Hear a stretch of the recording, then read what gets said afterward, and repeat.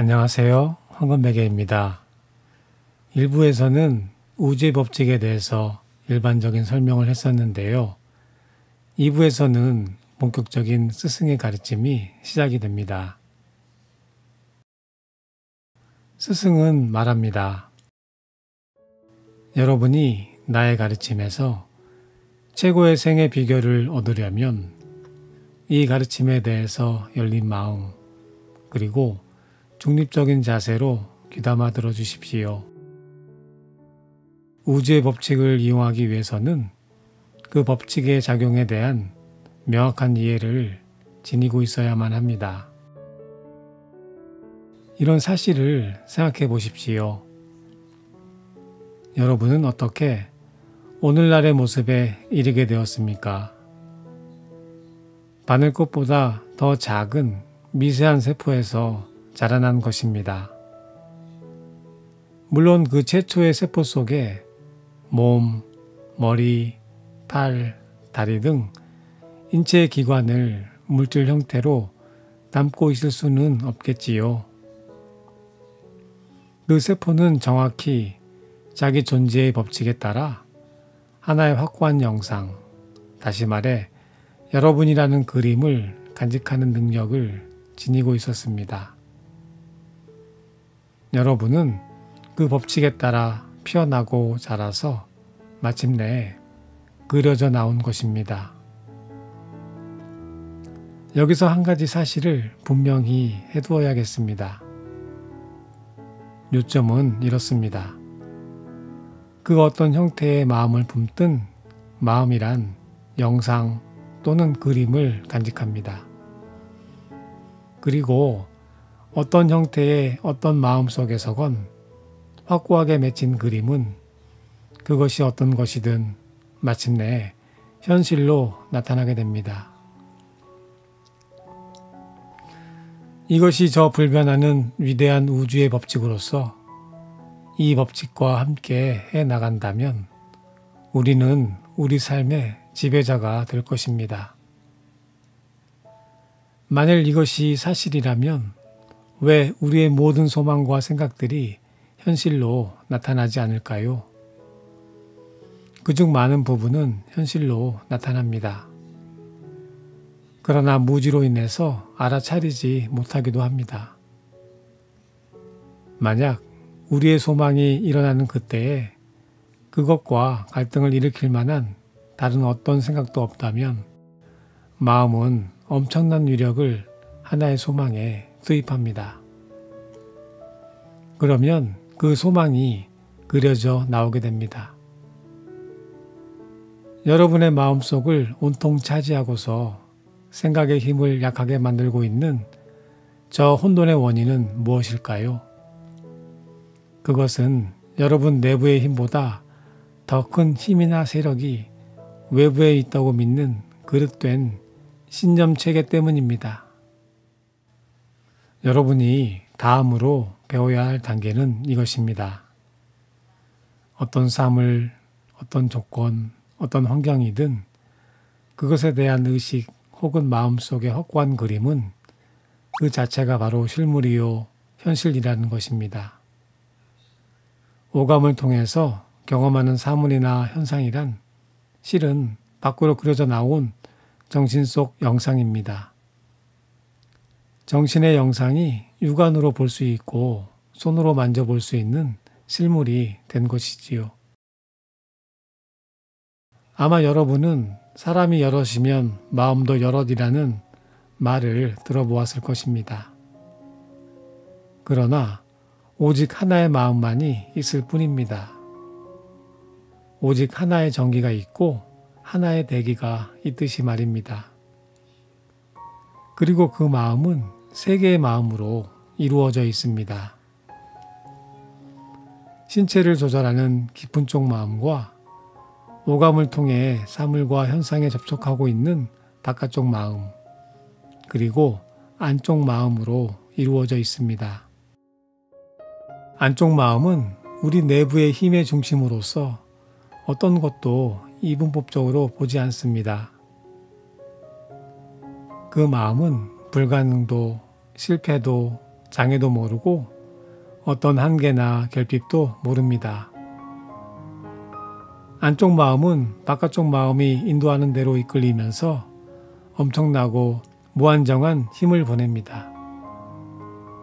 그렇다면 바깥쪽 마음과 안쪽 마음이 단합하여 협력한다면 어떨까요? 그렇다면 우리는 노예가 아니라 지배자가 되겠지요. 우리는 우리에게 있는 능력과 힘으로 우리 내면의 멋진 영상들을 창조할 수 있고 그것이 자동적으로 외부 세계에 인화되어 나타나게 할 수 있습니다.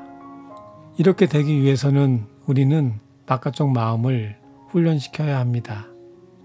웬만한 훈련으로는 효과를 보기까지 몇 년이 걸릴지 모릅니다. 여기 능수능란하게 다루는 방법이 있습니다. 다음이 이 방법의 첫 단계입니다. 가령 여러분에게 어떤 도시로 가야 할 급한 일이 있다고 합시다. 그러면 여러분은 차 안으로 발을 들여놓으면서 목적지를 마음속에 그릴 것입니다. 길을 확실히 모른다면 엉뚱한 방향으로 가기도 하겠지만 결국 목적지로 가는 길을 찾게 될 것입니다. 우리의 인생도 마찬가지입니다. 우리가 무엇이든 성취하려면 확고하고 분명한 목표가 먼저 세워져야만 합니다. 확고하고 분명한 목표가 마음속 영상으로, 그림으로 단단히 잡혀 있으면 그것은 바깥쪽 마음을 책짓질하여 길을 벗어나지 않도록 해줍니다. 바깥쪽 마음에게 이행해야 할 확실한 책무를 줌으로써 그렇게 하는 것이죠. 둘째로 이 허공은 헤아릴 수 없는 수많은 생각들로 채워져 있습니다. 확고하고 분명한 목표를 갖지 않는 사람들은 모든 것에 주파수를 맞추고 있는 것이니 결국 어느 것에도 이르지 못합니다. 수백만 개의 상충하는 생각들에 끌려다니느라 삶이 혼란과 고뇌로 가득 차 있습니다. 셋째로 어떤 것에 마음을 정하게 되면 여러분은 자기 생명력의 일부를 그것에 옮겨줘야 합니다. 마음속에 간직하고 계속 자양분을 주어야 합니다. 그러면 강렬해진 욕망이 여러분의 내면의 힘을 다스립니다. 좀 더 나아가 성공적인 목표 달성의 중요한 요건 하나를 설명하겠습니다. 그것은 바로 비밀의 유지라는 것입니다. 비밀의 유지가 중시되는 이유는 다음과 같은 사실에 있습니다. 개체를 초월하는 우주적 존재인 나는 자기와 결부된 말이 나오면 그것에 자신의 힘을 쏟아놓습니다.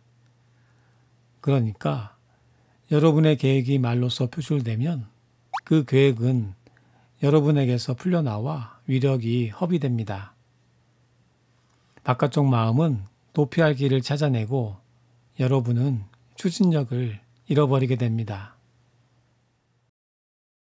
이 법칙의 근본 원리를 배운 사람들은 저마다 타고난 개성에 따라 이 법칙을 사용합니다.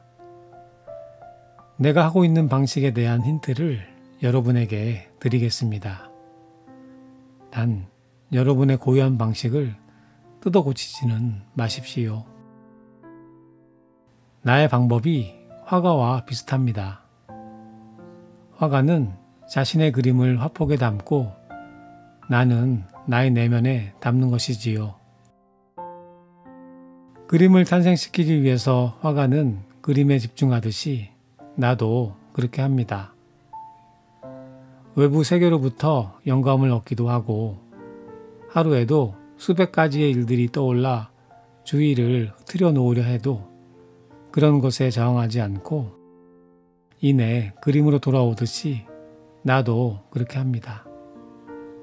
예를 들어 볼까요? 당장 나의 수행원이 여기 있었으면 바란다고 합시다. 그러면 나는 마음속으로 내 앞에 서 있는 그 사람을 봅니다. 그리고 내 시야에 들어오는 사물과 공간이 그림 속에 채워지지요. 그러면 잠시 후에 그 영상이 현실 속으로 그려져 나오는 것입니다. 그러므로 여러분이 성공하고 싶다면 첫 번째로 해야 할 일은 마음속에 확고하고 분명한 목표를 세우는 것입니다. 세상의 온갖 욕망을 다 갖고는 아무것도 이루지 못합니다. 여러분은 생각이라는 씨앗을 심습니다. 그리고 그것을 간직하고 자양분을 공급합니다. 그것으로 여러분의 할 일은 다 한 것입니다. 나머지는 우주의 법칙이 알아서 할 것입니다. 세상 그 무엇도 여러분의 목표가 외부 현실화되는 것을 막을 수는 없기 때문입니다. 여러분은 이 지혜를 배웠으니 참으로 행운아입니다. 이제 그것을 꼭 실천에 옮기십시오. 그리고 이런 일을 가능케 해준 저 위대한 지구환 권능에 감사하십시오.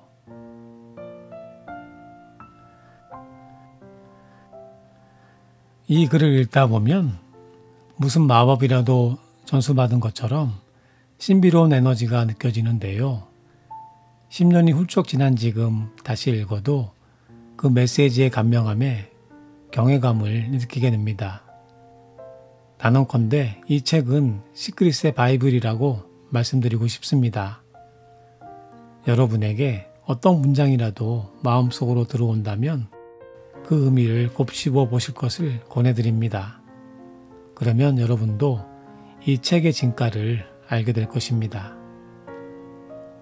시청해 주셔서 감사합니다. 언제나 행운이 가득하시길 바랄게요.